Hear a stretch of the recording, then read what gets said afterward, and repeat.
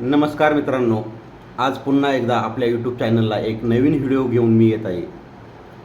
आजचा व्हिडिओ हा ज्या ज्येष्ठ नागरिकांची वय 70 ते 75 आहे अशा नागरिकांच्या आठवणीमध्ये। तर आजच्या व्हिडिओचं टायटल आहे म्हणजेच आजच्या व्हिडिओचं शीर्षक आहे एका युगाचा अंत होत आहे। येणाऱ्या 15 ते 20 वर्षामध्ये ही पिढी म्हणजेच हे ज्येष्ठ नागरिक आपल्याला काही सोडून जातील अशी ही पिढी यांचे वय 70 ते 75 आता चालू आहे। तर ह्या पिढीने काय काय पाहिले आणि कसे पाहिले, ज्यातून आपल्याला काय प्रेरणा भेटणार आहे आणि काय शिकायला भेटणार आहे ते आपण आता पाहूया। ही पिढी खरोखरच खूप वेगळी होती। ही पिढी रात्री लवकर झोपायची आणि सकाळी लवकर उठायची। सकाळी उठल्यावर थंड गारव्यामध्ये फेरफटका मारून यायची, त्यानंतर अंघोळ करून छान देवपूजा करायची, अशी ही पिढी होती।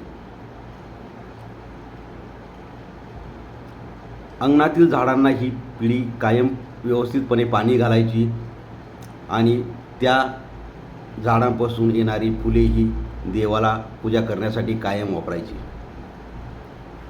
अशी ही पिढी।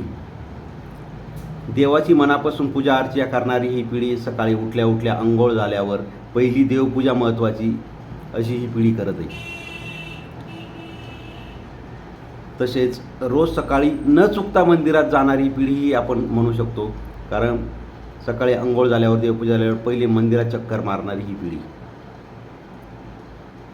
कुणीही भेटले तर त्या व्यक्तीजवळ थांबून त्या व्यक्तीची सुखदुःखाची चौकशी करणारी अशी ही पिढी होती। कितीही घाईत असेल तरी त्या व्यक्तीबरोबर 2 प्रेमाचे शब्द बोलून कसा आहे, काय चालले आहे याची चौकशी करणारी ही पिढी। तसेच कुणीही हातावर प्रसाद दिला तर पहिला देवाला हात जोडून मग तो प्रसाद तोंडात टाकणारी ही पिढी।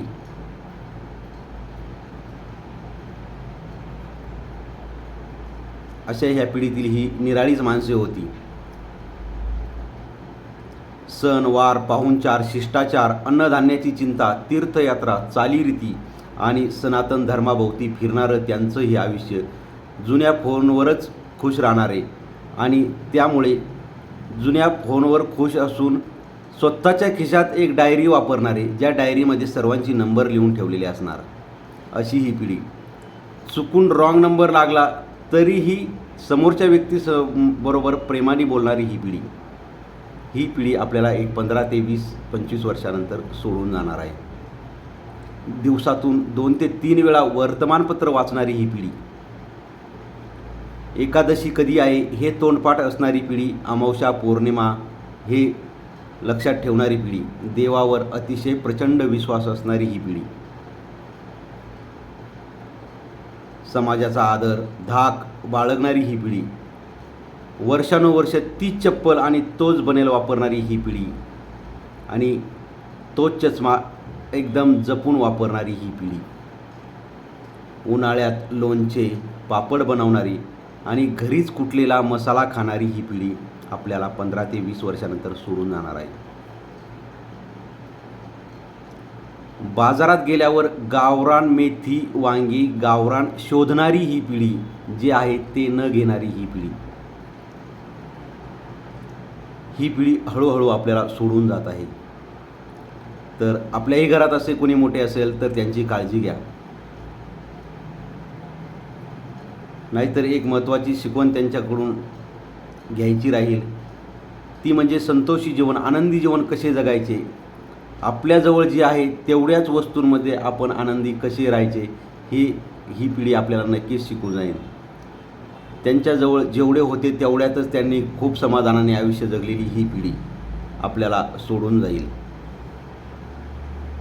म्हणूनच त्यांच्याकडून योग्य ते संस्कार घेऊन योग्य तो आनंद घेऊन आपण जगायचे आहे। तर मानवी जीवनातील ही शेवटची पिढी, ज्यांनी मोठ्यांचे ऐकले आता लहान्यांचे ऐकत आहे, अशी ही पिढी आपल्याला 15 ते 20 वर्षानंतर सोडून जाणार आहे। धन्यवाद।